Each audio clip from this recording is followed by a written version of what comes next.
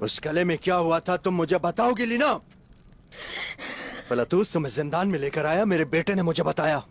अब तुम ये मत कहना कि ये उसका एहसान है हम पे।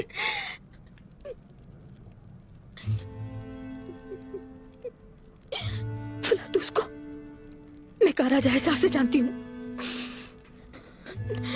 आपसे मिलने से पहले जानती थी वो मुझ में दिलचस्पी लेता है।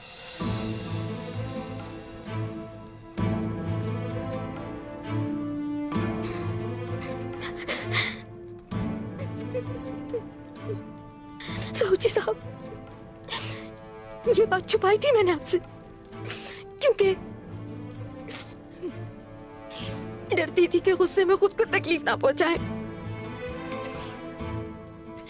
इसलिए मैंने आपको नहीं बताया। मैंने पूछा कि वहां क्या हुआ था, क्या हुआ था गले में?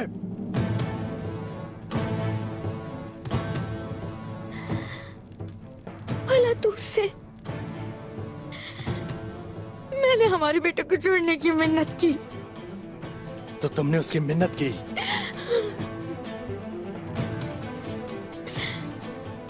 औलाद की मोहब्बत में एक चलते दिल वाली माँ को जो करना चाहिए था मैंने वही किया। मैंने अपने पास जहर रखा हुआ था,